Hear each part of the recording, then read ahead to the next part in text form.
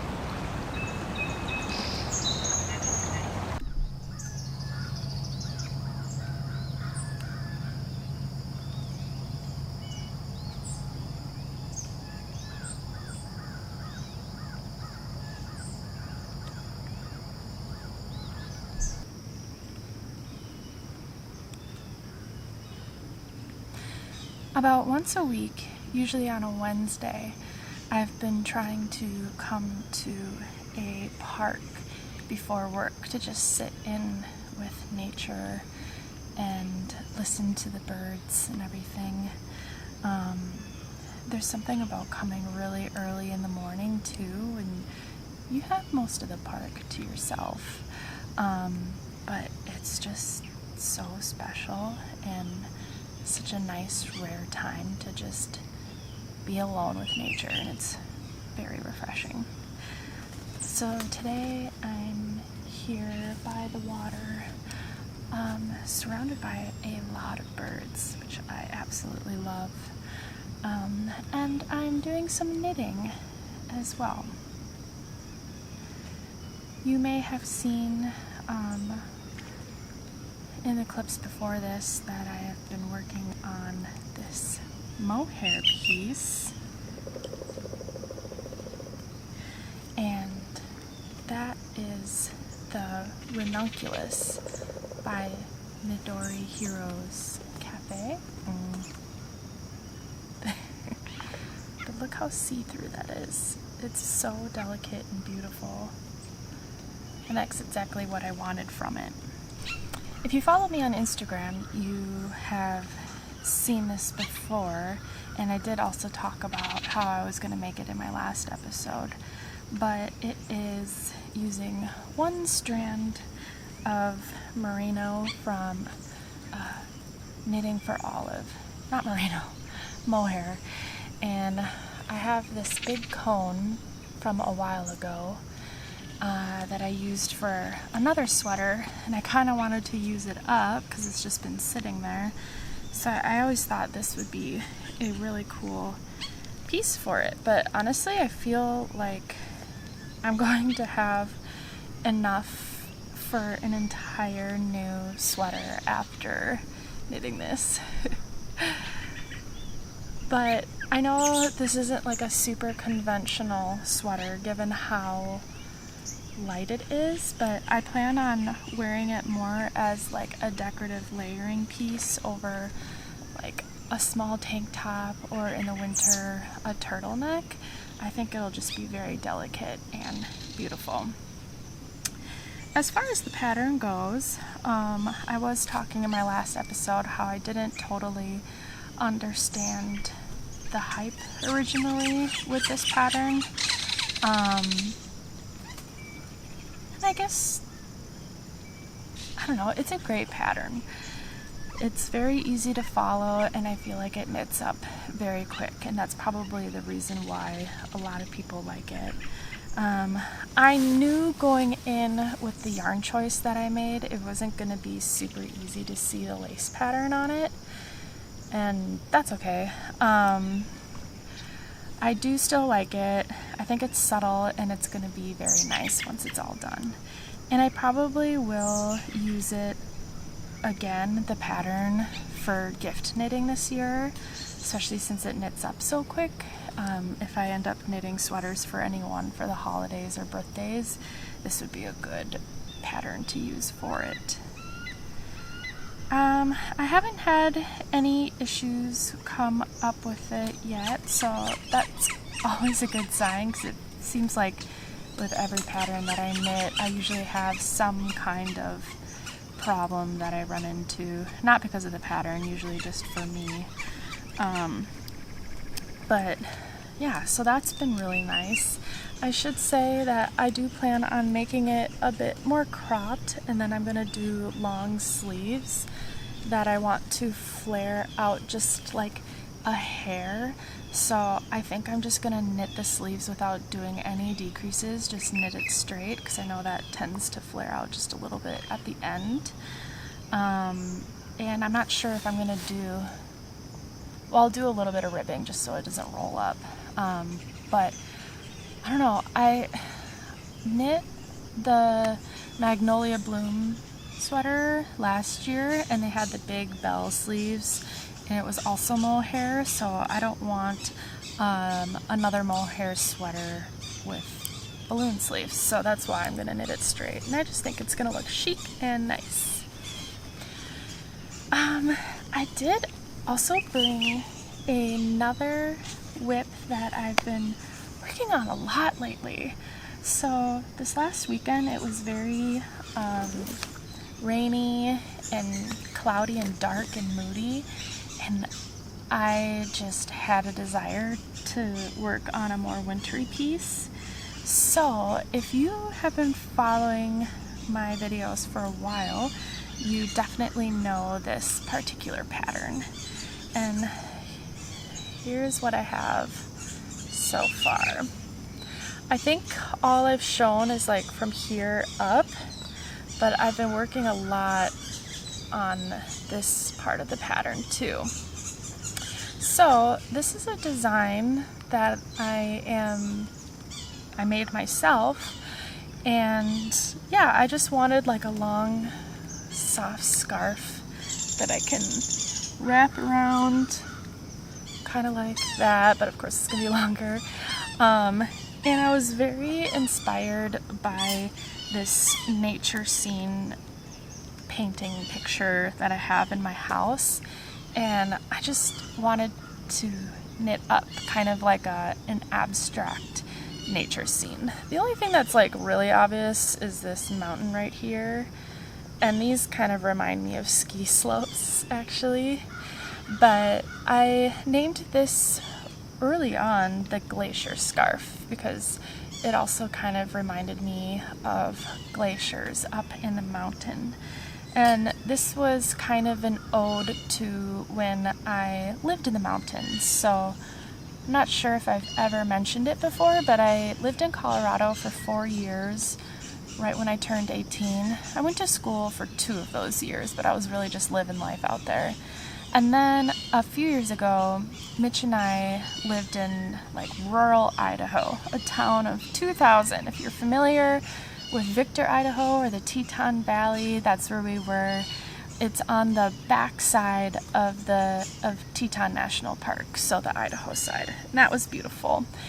We were renting a house that was right at the base of the mountain, and there was literally like no one around us, and it was so amazing. So this is kind of like an ode to that as well. So I am making this using a moss stitch. I don't know if you can see. I chose this stitch because I felt like it just represented the pattern the best. Like, it reflected the color work nicely, and it didn't like skew the pattern at all, because I designed the pattern first on a spreadsheet and now I'm just like knitting it up like a chart. And so this just laid the most flat and was the best option. It's also, if you could tell, so I'm flipping it around a bunch, reversible. So it's the same pattern on each side, so you don't see any backside. Since I'm knitting this with intarsia, it would have been like so bad if I had all of the ends on the backside, especially wearing it like a scarf. I don't want to have to sit and worry about if the right side is facing the front or not. So that's why I decided to knit it on both sides. I am using Wool in the Gang's Feeling Good. It's like a very super soft, unspun yarn.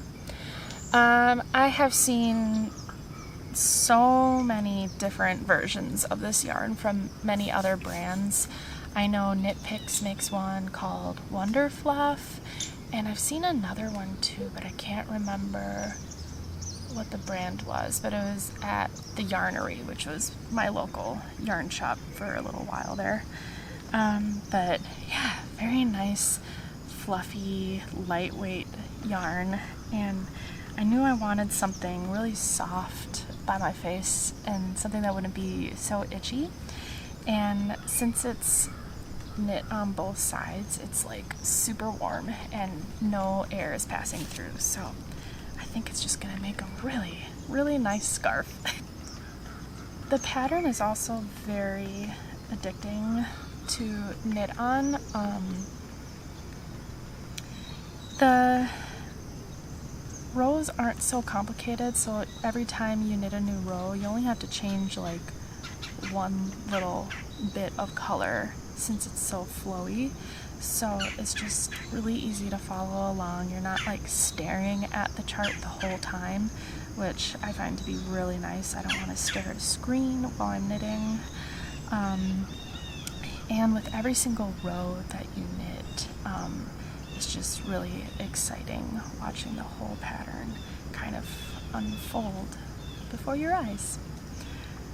I am basically halfway done. This is the halfway point here, and I'm just going to repeat the pattern, like mirror it, going through the rest. So I've reached the over halfway point, which is very exciting, and that means I definitely will have it ready for winter this year, and hopefully I will have a pattern for it as well coming out maybe this fall. We will see.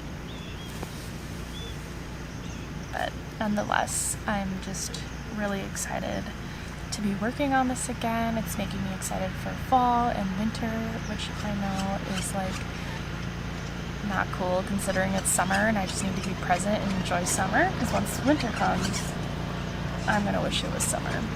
But what can you do?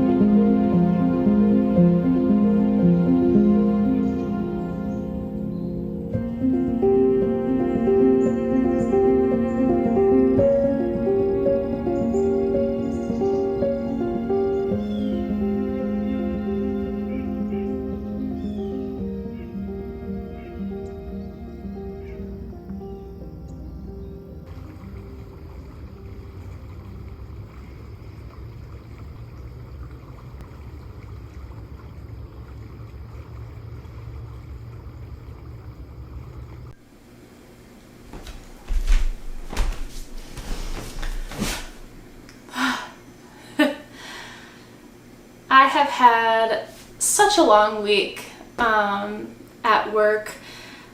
I don't know if you know, but I work for my dad's business, and he's been up fishing in Canada this week.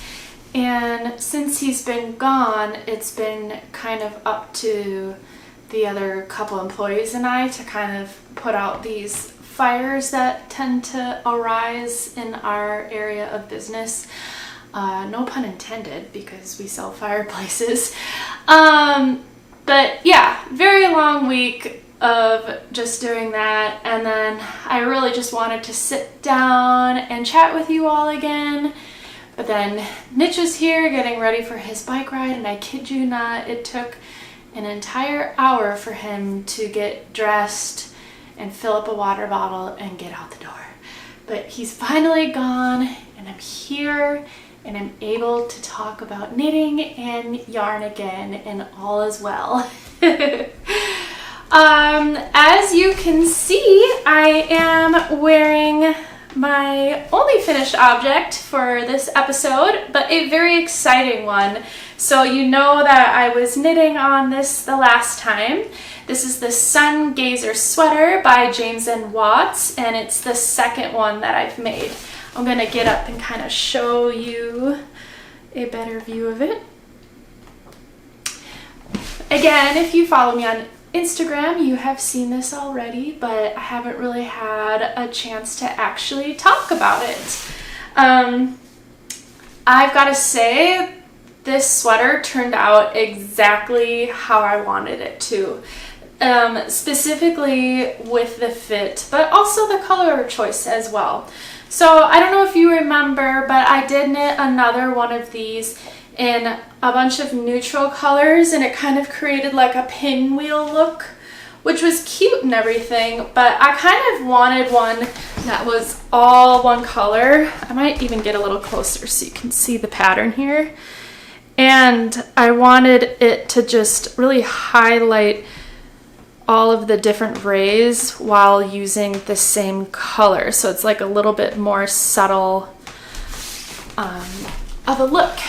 And I love it. So I did use thicker yarn than suggested. I think in the original one he uses a sport weight, and that's what I used for my original as well. But this particular yarn is a worsted weight, and I went up 2 sizes in needles, knowing that I was going to need to use bigger needles for a bigger yarn, but I also went up a size as well. So the first one that I made just was a little too small for the fit that I wanted. I wanted something really oversized and drapey, and that just wasn't the case with the first one that I made. I do like it, don't get me wrong, but it's a little too cropped and just like a little tight for my body right now. So it's not as like comfy as a sweater as I want. So that was like the first very important thing that I was thinking about when making this second one. The second thing was the yarn that I used, or I should say the color choice. So it's from Lichen and Lace, and it's their Huckleberry colorway. So it seems like the way that Lichen and Lace does everything is everything's sorted by their colorways, and then you choose the base that you want it on after you choose the color. So this is the Huckleberry, and it's on their Superwash Merino base. I'm really happy with the color. However, I made a newbie mistake, maybe. So I bought one skein almost a year ago when I was up in Grand Marais, and I didn't know what I wanted to make with it. And then finally I knew what I wanted to make with it, so I ordered 3 more skeins to be able to have enough. Side note, I actually technically lost yarn chicken on this, but it's really hard to tell. I have just like a couple rows short for my rib. Oh, hang on. we've got Lulu back here. I don't know if you've seen Lulu before. She's my cat. I've had her for 12 years since she was a kitten. I kind of inherited her from a roommate, and she's my little lady. The boy's big sister. Do you want to say hi?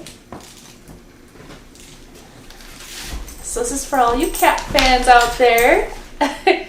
Her and Lou have a very unique relationship. Or sorry, Lou and Kevin have a unique relationship. But I'm going to put her back before Kevin wants to chase her. Let her be. Okay, where was I? I lost Yarn Chicken. Oh, it was a couple rows short, but you can't really tell with the ribbing at the bottom, but that was a little scary. Anyways, I bought 3 more skeins of yarn a year later. I started out by knitting this with the first skein of yarn that I bought, and so I knit like 4 rays or maybe 5 rays out of this same skein, and then I joined a new skein and the color was like so different, and I'm like, okay, I'm not gonna rip all of this out because I got a lot done with it. I was almost like had half of it done. But the nice thing about this pattern is the front and the back are the exact same. There's no like special shaping or anything.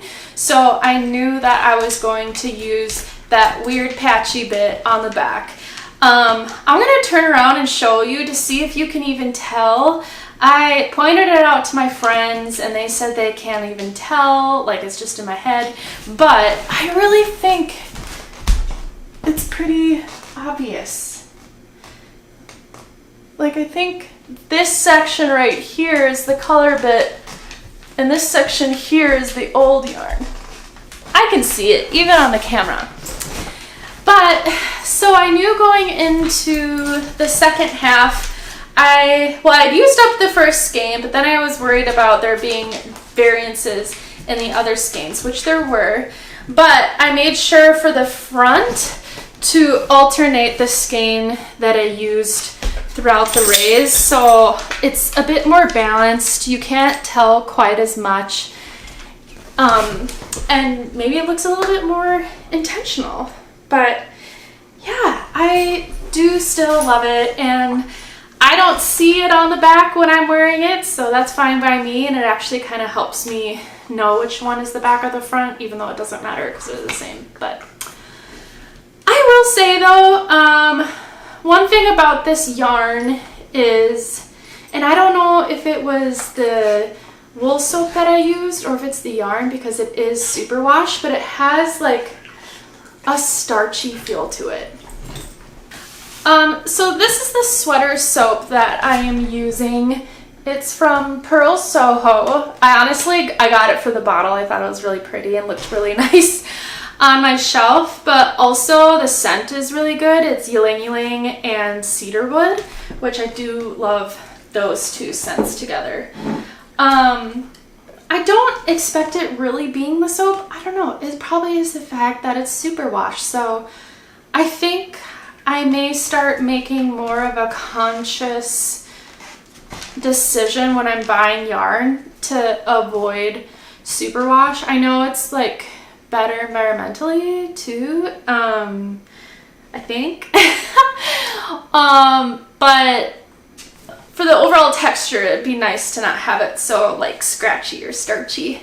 I have heard of people using like hair conditioner when they're washing their sweaters, so maybe I can try that. Let me know if you have any advice or anything on what I can do to soften it up a little bit. I think it was Knitting Traditions said it great, Inga, when she was talking about superwash yarn. She kind of described it as being like and that's kind of exactly how this sweater feels, so it probably is the fact that it's superwash, but you live and you learn. I do have some acquisitions that I purchased within the last couple weeks. So in my last episode, I was talking about how I was going to knit a fall sweater for when I go out to visit my best friend in Colorado, and to wear beyond that too. But I want to have it done by then. So I'm going to knit one from Wilderness Knits, the book by Linka Newman. And the yarn finally arrived, so I'm going to show you. I have some of it displayed in a basket because I took a cute picture of it or whatever. So this isn't all of it, but this is like the base of the colors that I'm going to be using. So right here is the tan. That's what I'm going to use for the base of the sweater. And then there's a lot of outlining with the black, and then I have this rust color, green, and blue. The original the original pattern only called for 3 accent colors, but I couldn't decide between using green or blue, and I thought it looked nice all together, so I'm gonna figure out a way to use all of the colors. And yeah, I really love this combo together. I think it's gonna make a wonderful fall and winter sweater. And I got something else. It was kind of a spur of the moment decision. So I saw that Madeline, Tosh, and Hedgehog Fibers did a collab. I don't know if you've seen it too. I haven't purchased any yarn from Madeline Tosh before, but I feel like I hear it all the time, and I really like the yarns that they have based on what I've seen online. And I have bought a lot from Hedgehog Fibers, mostly just their sock yarn. But yeah, when I saw they did this collab, I immediately had to have it. So I'm just gonna go ahead and show you it. So here it is. They called this like yellow or something, but it's reading more green to me. I think the camera's picking up more yellow than green. But it has these like colorful little flecks throughout, and it's like a whole rainbow of little nubbies, and I absolutely love it. So the cool thing about this collab, ooh, let's wait to focus, okay, is they used their recycled scraps from like other yarns that they were making. So it's 37.5% recycled wool. So I think it's really cool that they just took old scraps and made it back into new yarn. So they're really trying to like reduce the waste. It still has some other yarns. So it has 50% Falkland merino wool. And they also use 12.5% Madeline Tosh thread waste. So I kind of feel like that's probably what the colorful bits of the yarn are. I only bought one skein, and I know exactly what I'm going to make with it. I don't really have a ton of handmade beanies. I only have 2 that I made from my own design last year, which are great and I love it, but I want to have like a wide variety of beanies. That's pretty much what I wear every single day in the winter. It's cold here, it's a necessity, but I want really fun, colorful hats that kind of clash with everything else that I'm wearing, because if we're gonna be in like a gray, cold winter, we may as well have fun with it and have like a splash of color. So I am going to make the, I think it's called the Hipster Hat by Petite Knit with this. I just really wanted to highlight all of these colorful bits in this yarn. So I wanted something a little bit more plain, and I really liked the look of this ribbed hat. It kind of looks like perfect and classic and exactly what I want for it. I do want to make more hats this summer. I kind of want to do some like crazy colorful colorwork hats probably. I've only ever made like either a marled colored hat or a solid color hat. And so I want more fun hats this year. So that's what I'm going to do. So that's pretty much all I've been working on for these last couple weeks. Again, I'm just really trying to slow down and enjoy everything and just don't rush into fall and winter. Enjoy summer because it's amazing here and I love it, and I can just have fun making knits in the meantime to wear in the fall and winter. But as always, it's so fun to make videos and chat with you all. I feel like I've been making so many awesome friends online through YouTube and on Instagram. It's just so great. If this is your first time here, welcome. It's so fun to have you here. If you want to see more of my content, remember to hit subscribe. If you like what you see, hit like. That really helps me out a lot and helps have my channel exposed to more people, which is great because yeah, it's just fun. I want to make friends with everybody. But I hope you have a great rest of your week and we'll talk next time. Bye.